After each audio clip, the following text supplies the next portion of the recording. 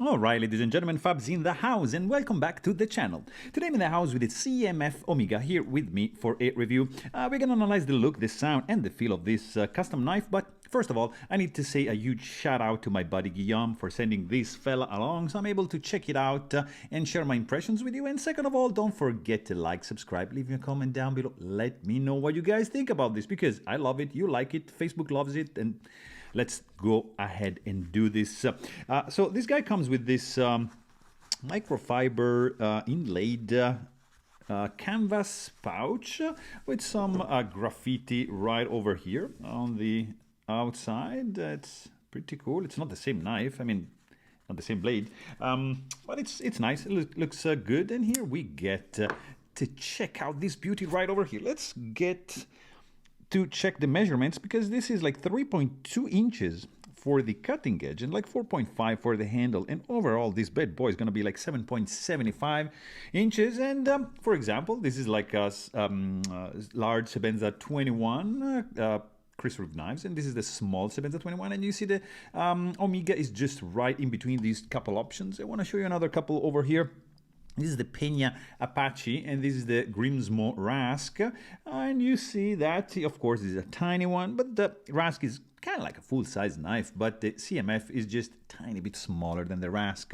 I also want to show you a couple options here from Holt Blade Works. This is the Spectre, and right over here you see the Haptic.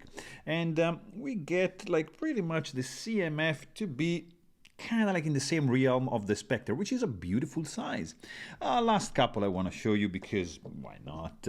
I like Shiro, you guys know that. I got Neon NL and F95 Antique, both from Custom Division, and look at that.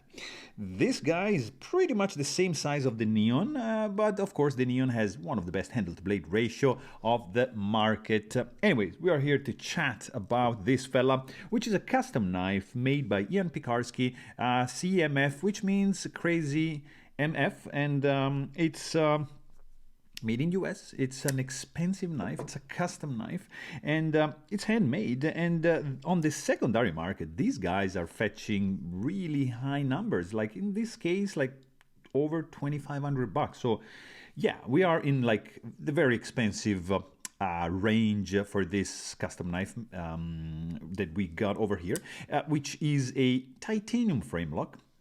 As you can see, there's a little bit of chamfering going on the outside and on the inside as well. That's pretty cool. You have, I mean, of course, like a pretty cool look. Look at these lines, like very sinuous, very elegant, and very soft, and just flowing. There's a nice flow when the knife is closed, and you see like these scales are nicely contoured and not just flat slabs of titanium, right? And they're well made. I mean, I like the design when this guy is closed. When you open it up, you're gonna notice, of course, the large finger groove and the pretty unique blade profile.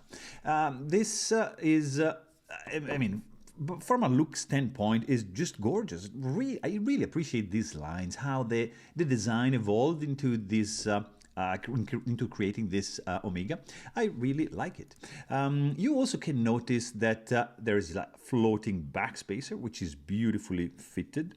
It is, you can see maybe from this angle, right? You see there's a pin, and there's like 4 washers that are kind of like suspending the backspacer. The backspacer reaches the tip of the blade, and it just protects like big time. The blade looks pretty centered to me, and it's I mean, look at the lines, guys.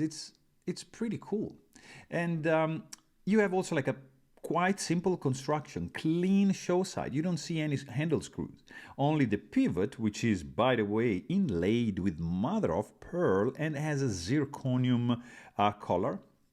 On the back, you just see no collar, because there's like that's the space for the stop pin, and you get just like a zirc screw right over here. And the screws on the back are zirc, and you see they screw in right into the frame. So just be careful when you disassemble. And by the way, you can also check out my maintenance video if you want to see how this guy is made on the inside, if you want to check out the guts. But it's pretty straightforward. Just be careful on the back spacer. This guy has no lock face insert. There is no lock stick whatsoever, so it's pretty good. Geometry is pretty good. What I noticed is that there's no integrated lock bar stabilizer, as you can see. Just the pocket clip is gonna act a little bit, so if you try to overextend, the bar is gonna hit the clip, and that's gonna be a little bit of, you're gonna have a little bit of safety there, but just be careful. What is just standing out is how thin this cut relief is, and that's gonna translate into a soft lock bar.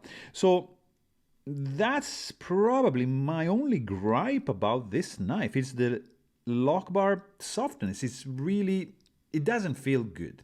It's just too soft. That's just my opinion. I mean, there's a nice access, but I think this side, look, it's very, very thin. So that's why the tension is, it's not that much, but there's no issues.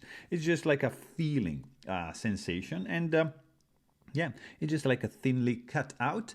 But beside that, it's pretty good. Like even on the lock side, on the lock side, nice hidden hardware for the tip-up carry-only pocket clip, which is nicely sculpted and has some strong tension, so it's gonna snap the knife into your pocket.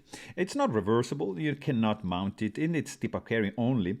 Kind of like this much knife is gonna be sticking out when you put that in the pocket.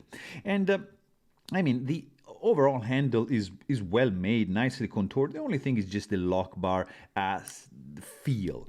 And then you get this blade, which is CTS XHP steel with a kind of like a dark washed finish. No jimping, just like chamfering, like over here, which then extends like as well onto the swedge. You see the swedge right over here, which is chamfered a little bit on the top, so it's not sharp, and then it just widens, this like hooks up and then comes down, and you have 100% belly up to the sharpening choil. The thumb studs are dual and are zirconium and blasted and rounded off, and they are going to be pretty functional. Really, really cool. This is a flat grind. It's a sterile looking blade. There is nothing going on, no billboarding, which I truly love.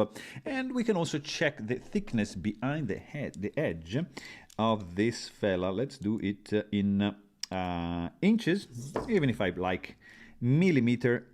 There you go. So right over here we got 0.163. And right here, right behind the edge, something at that point, we got a 0.05. So that's pretty thin behind the edge. So a nice slicer. You have a little bit of flash right over here. Of course, the thumb stud is going to be in the cutting path, you see, because the edge ends over here, but it's still good. What is unique about this fella is the sound, because guys, hear this. So I'm just gonna deploy with two hands, and that's gonna be the lowest noise this guy can make, which is this, which is really contained. Probably you hear the ambulance from far away more than you hear this click. If I use the thumb stud, it's gonna be a little bit higher, but still like, oops, very well contained. But when you close the knife, that's the sound you get. Guys, this is insane. I love the absence of sound. That's crazy. I mean, I'm a fan of the sound, but the absence, it's gorgeous. It's fantastic. I love this very quiet and minimal and really discreet noise. Let's check the weight, because it's not that bad. There's no internal skeletonization going on. So, but I mean, it's not that heavy. Let me just do a 0 first.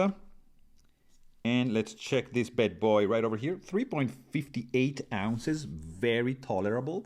And also, what is tolerable is the grip, because you see these nice curves are contributing to have a pretty cool grip. I like this part over here. It feels nice in the hand. There's no hot spots whatsoever.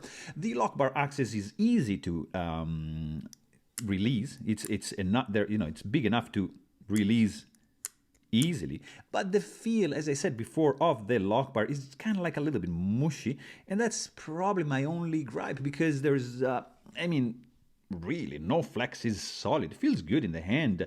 It's well made. I mean, it's a little bit slippery because of the smooth finish, but that's all right. I mean, fit and finish also. Check out this mother of pearl inlay, guys. This is ridiculous. Well made, nicely done. Pretty much flush over here. See, it's yeah, it's well made.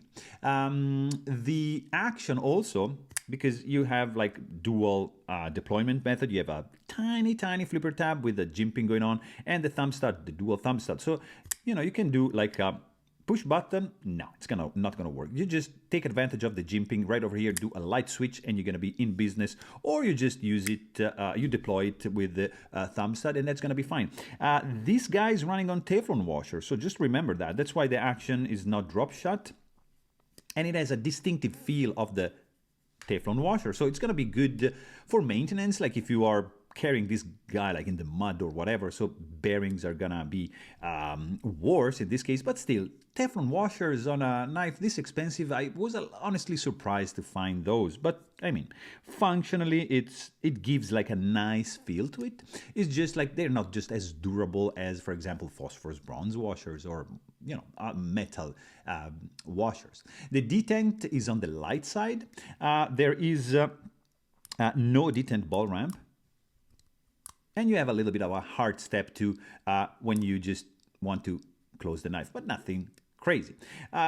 Overall, I mean, this is a very cool looking knife, absolutely gorgeous, aesthetic, unique sound, nice ergos. There's that lock bar, which is a little bit soft, but other than that, and the price, this is a pretty good knife, really good looking, and I like it. You know, just maybe that's an easy fix, I think, and it's gonna be pretty cool. So there you have it. Thanks for watching and stay tuned.